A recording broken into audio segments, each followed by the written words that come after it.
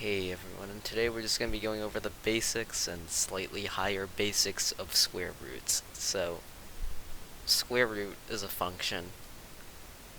It looks like that, square root of x. And so if we wanted a function of, let's say f of x equals square root of x. What square rooting is you take whatever number x is, and you want to say what two numbers multiply to get to that number. So for instance, we have things like perfect squares, which are just numbers that when you take the square root of that number, you get two whole integers. And so that would be, for instance, 4. 2 times 2 is 4, so it's a perfect square. And a non-perfect square, something that gets you something irrational, would be like square root of 2, which is 1.414 something.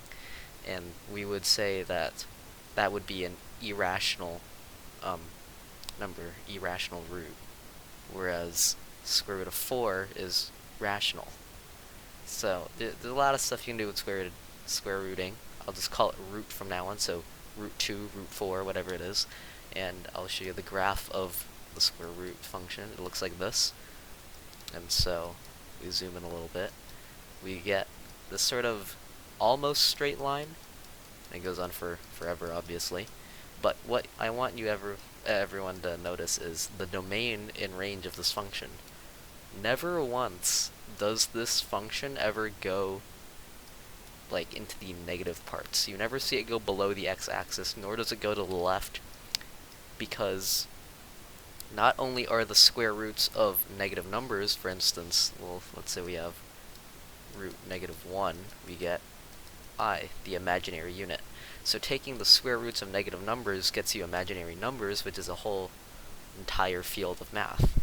So, for instance, the reason this is because you can't multiply two numbers to get -1 using the real number domain. So, your everyday numbers, your counting numbers like 1, 2, 3, 4. 1 times 1 is 1. 1 times -1 is not finding the square root because 1 and -1 are not the same number. And -1 times -1 is 1.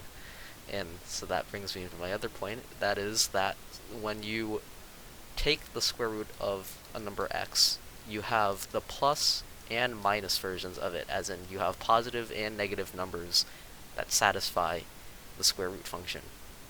Now, usually when you see this, they'll either specify, say, exclusively positive numbers, positive number domain. And for the most part, most of the times, it's always about the positive number domain. It's always, even though the square root of 4 is both 2 times 2 and -2 times -2, most of the time people are just asking about the positive domain of the square root. So just keep that in mind. You have plus or minus, but most of the time it's just the plus. So beyond taking square roots of numbers, you have nested square roots. So I'll talk about how to cancel square roots first. So let's say we have a question. It's just like root x equals 16. What this is asking is the square root of some number x equals 16. And so the opposite of finding the square root of a number, asking, what two numbers multiply to get to that number, would be to square the function, or square the number rather. So it would be what two numbers, or rather, multiplying that number by itself gets you something. So that's how we would cancel out a square root. So if we were to square both sides, like this, square, you now get the square and the square root cancel each other out. You get x equals 16 squared, which is what? 36, 60, 60, so that's what? 120, 156, 256. So x equals 256.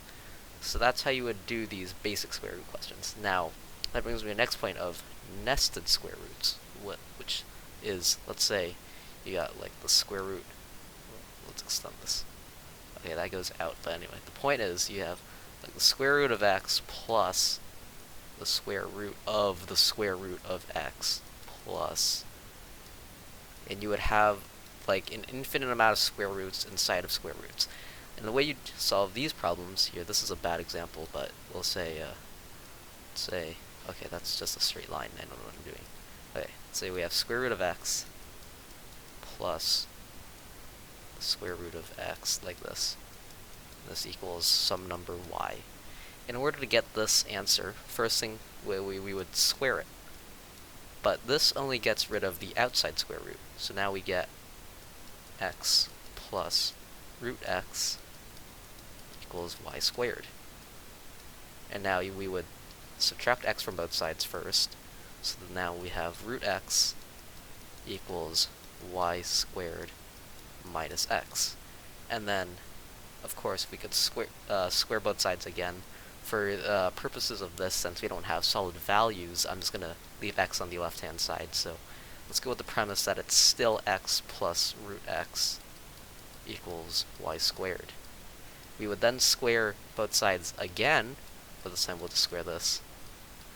Pretend like x is just not here. This x is just not here. And then we're left with x equals y to the fourth. And that's how you would typically solve a nested square root problem. Problem comes when it's an infinitely nested square root, and I don't know how to solve those. So, don't ask me. That's most things. Oh, right, talked about domain, talked about range. I can't delete. Okay. What else?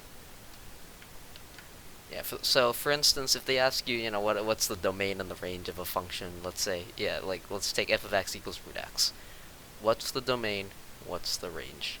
The range is all positive numbers.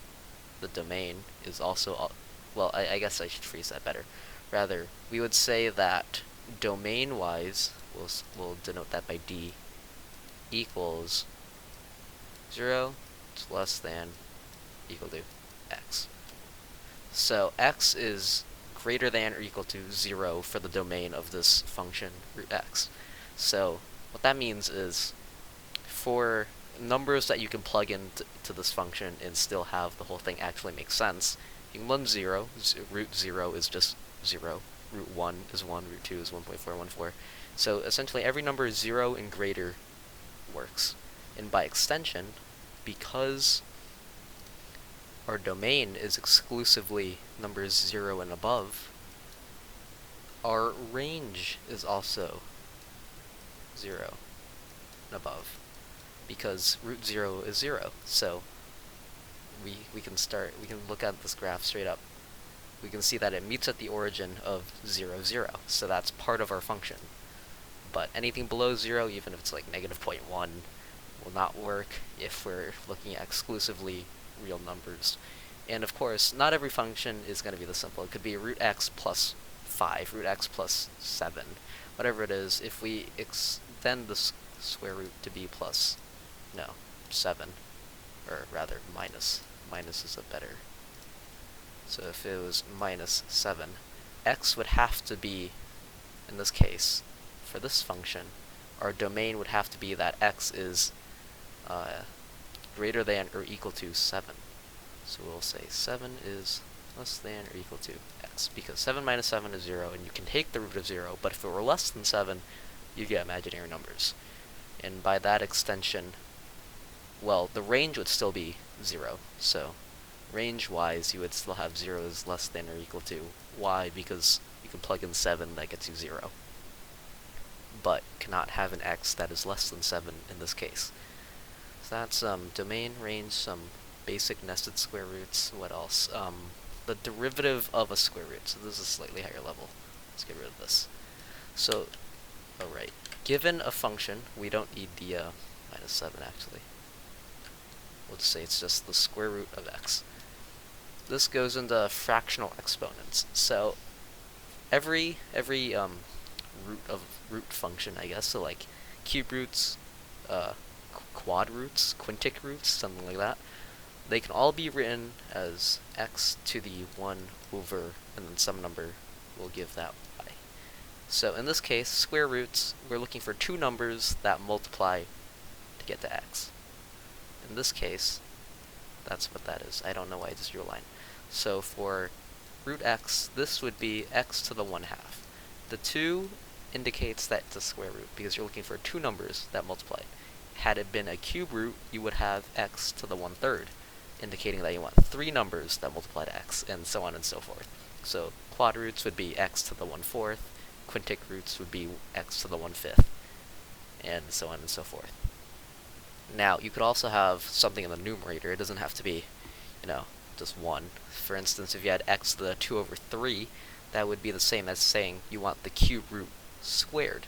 So, we want x to the 2/3, which is actually I believe, part of the derivative to x, or cube root of x. This would be the same as saying cube root of x squared.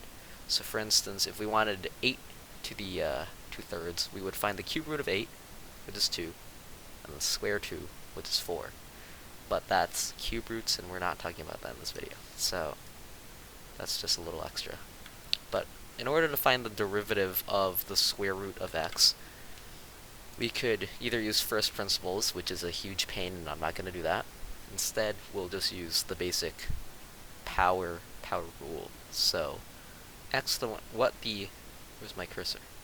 Oh, right here. Okay, so what the power rule is n times x to the power of n minus 1. In this case, of course we have a power. It's raising x to the power of 1/2.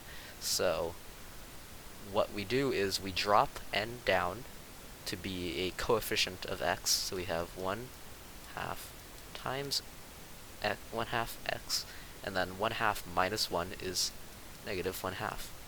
And using our, what do you call it, index laws or exponent laws, we would have 1 over 2, because 1 times 1 is 1, and then 2, and then since we get the reciprocal of the function and then make the exponent positive, since it's just x to the 1/2, we can rewrite that as root x. So the derivative of the square root of x is 1 over 2 square root of x. And this can be used for like estimating square roots and stuff, and doing all sorts of stuff with calculus and whatnot. So yeah, is that everything? Do we have anything missing? We went over nested square roots. What else? What else? There's also simplifying square roots. Yeah, I haven't gotten to that yet, so I don't know anything about it. But irrational roots, you can simplify them. That's like a quadratics thing or whatever. What else? You can square root something to cancel out a square, in the same way you can square something to cancel out a square root. So for instance, if I had x squared equals, 49, I could, in order to solve this, I could square root both sides, and we would get x equals 7.